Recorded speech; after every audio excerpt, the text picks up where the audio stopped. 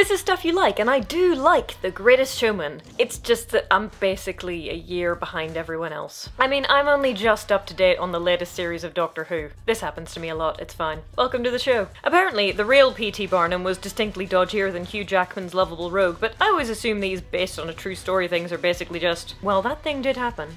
And that person was called that, so let's cram in another musical number, shall we? Basically, I'm taking The Greatest Showman entirely on its own merits and do not expect any kind of overlap with things that may have actually happened. Plus, I mean, it's a musical. How true to life can you really be when people randomly burst into song and dance routines at the drop of a hat? Even if some of those songs are technically diegetic. The plot of The Greatest Showman goeth thusly. Phineas is the son of an impoverished tailor and he wants more. Sorry. He falls in love with a rich girl called Charity whose dad hates him, and they communicate via letter for years until he makes enough money to become Hugh Jackman, and then he and Charity dance on a laundry-filled rooftop and have 2 daughters. After the company he works for goes bust, he scams his way into a loan, buys a museum of curiosities, hires a bunch of curious people, becomes a circus, becomes a success, and then tries to go legit by taking on a junior partner who's a posh boy and then going on a nationwide tour with a mezzo-soprano opera singer?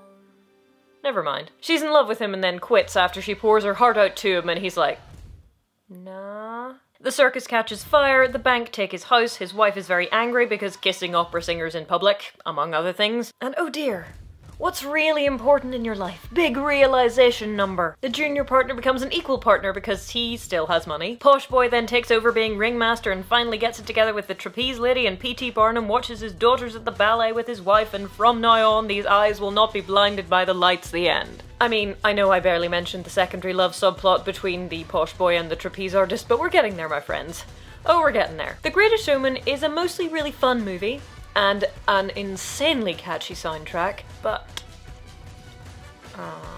well, I mean, one nitpick is that the sound balance on several of the songs is ridiculous. You cannot hear the person at the start, usually Hugh Jackman, and then it blows your eardrums off if you try and turn it up. It's particularly bad in the opening number, but from now on also goes from inaudible to really, really loud. My other main problems with it, for all that it's a fun watch, are mostly to do with depth. I know, that seems like a ridiculous complaint, but it tries to sell me on a lot of things, and I just don't buy all of them. I do not buy, for example, that a world-famous opera singer would be a mezzo-soprano who sings pop ballads with only one actual verse. Just not buying it. I like Never Enough very, very much. It is a great car song, and like Let It Go, unexpectedly difficult to sing well. But I don't know, I was expecting something a little bit more complex.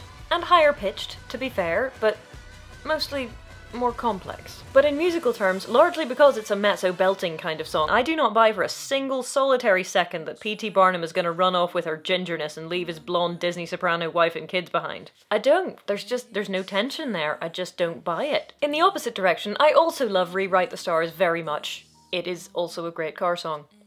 Most of the songs are. But wow, that song is more plot for these characters in 3.5 minutes than we have got in the entirety of the rest of the movie. Not that The Other Side isn't a great song to establish the relationship between Phineas and Philip, and also they're literally dancing on tables in the bar, why would you not love it? But the love story is kind of absent.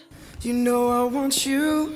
I mean, I guess we kinda know that, but you've exchanged half a dozen sentences at this point. I feel like we're missing some scenes where Philip is all, let's be together, and Anne is like, no, you don't understand, we can't be. But what we actually get is stare, words, I'll stick up for you, stare, hand, words, song all about the feelings which haven't really been established. I mean, we've hinted at them, but they mostly just make the song do all the heavy lifting, and I think that's probably unreasonable. Give it some support, movie.